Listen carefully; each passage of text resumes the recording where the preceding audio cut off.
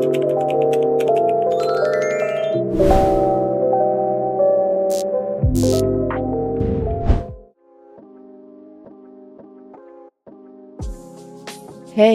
aujourd'hui je t'emmène avec moi dans une journée de travail un peu particulière. Je n'ai pas de cliente, mais c'est pourtant une vraie journée de prothésiste ongulaire. Parce que même quand on ne reçoit personne, le travail continue. Et c'est aussi ça, la réalité d'une auto-entrepreneuse dans la beauté. Et donc dans cette journée, après avoir préparé ma pièce et m'être préparée moi-même, je me suis fait un petit café pour bien commencer la journée. J'ai bien évidemment passé un petit coup sur mon plan de travail parce qu'il en avait bien besoin. Un des éléments qui m'a semblé le plus déroutant dans la vie d'auto-entrepreneur, surtout au début, c'est de trouver le juste équilibre entre la vie pro et la vie perso. Et je trouve que cet élément est bien renforcé par le fait d'exercer depuis le domicile, puisqu'il n'y a pas de césure entre le lieu de travail et le lieu de vie, et ça peut parfois un petit peu prêter à confusion. Une des qualités nécessaires à avoir pour s'épanouir dans l'auto-entrepreneuriat, c'est la capacité à être malléable, à s'adapter aux imprévus et à réviser ses plans au fur et à mesure, puisqu'il est rare que tout se passe complètement tel que l'on avait prévu. Et c'est pour ça, je pense aussi que le développement personnel est un réel allié et atout dans son évolution personnelle, puisque notre propre personne est au cœur de notre métier finalement.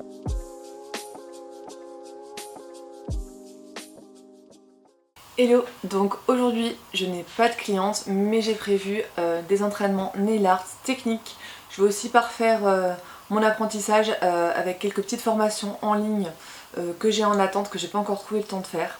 J'ai également révisé mon CAP esthétique et donc vous voyez bien que même lorsqu'on n'a pas encore une clientèle établie complète, on peut toujours meubler ses journées pour faire des choses importantes qui contribuent tout de même à l'accroissement de l'activité, l'amélioration de la qualité de vos prestations. J'ai envie de te montrer cette réalité-là sans filtre parce que les journées sans cliente, elles font aussi partie intégrante de la vie de la prothésiste ongulaire.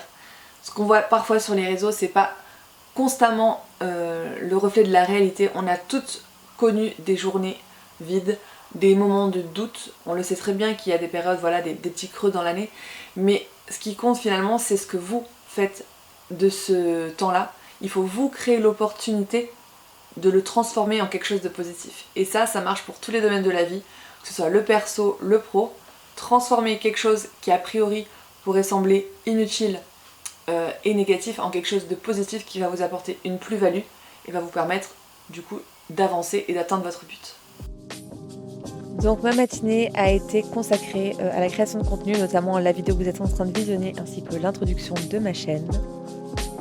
J'ai ensuite pris mon repas du midi et puis j'ai commencé à réviser pour mon CAP esthétique. Donc voilà, ma vie en fait elle se retrouve rythmée entre ma vie de famille, mes révisions et donc mon corps de métier, prothésiste ongulaire et tout ce que ça implique. Puisque lorsqu'on est auto-entrepreneur, il y a tout un tas de choses qui viennent se greffer au corps de métier, notamment toute une partie administrative, comptable, une partie donc de gestion de la clientèle, communication sur les réseaux, création de contenu et j'en passe et des meilleurs. Donc après mes révisions, je suis venue prendre tout le nécessaire dans mes tiroirs pour poser sur nuancier les dernières couleurs que j'avais reçues et que je n'avais pas encore eu le temps de poser pour pouvoir les proposer en clientèle. Il s'agit donc d'une série de vernis Cat Eyes avec des super reflets. Je trouve ça vraiment magnifique. Regardez juste s'il vous plaît le résultat. Les nuances sont trop belles, la profondeur, les paillettes, vraiment tout ce que j'aime. Et voilà, faire ces nuanciers, des entraînements nail art, c'est exactement le genre d'activité qu'il est possible de faire quand on n'a pas de cliente avec du coup de la création de contenu. Et comme prévu au départ, je suis ensuite venue m'exercer pour faire des petits nail art. Et c'est vrai que sur 3 nail art, j'en avais réussi qu'un seul à mes yeux ce jour-là. D'où l'intérêt de s'entraîner puisque ça permet de réajuster sa technique, ses connaissances et aussi de tester des nail art qu'on ne connaît pas par exemple. Le temps est passé très vite parce qu'il faut savoir que justement en auto-entrepreneuriat et dans mon cas précis en tant que jeune maman du coup, Des fois, il faut que je compartimente mon temps pour aller un petit peu m'occuper de mes enfants et donc gérer aussi la vie de famille. Et c'est pourquoi une journée passe très très vite et que s'organiser est primordial pour espérer avoir le temps de faire un maximum des choses qu'on s'était fixées, même si on va se l'avouer, c'est pas du tout le temps réalisable et c'est ok. Car être auto-entrepreneur, c'est aussi savoir des fois lâcher prise, renoncer ou remettre à plus tard sans pour autant procrastiner.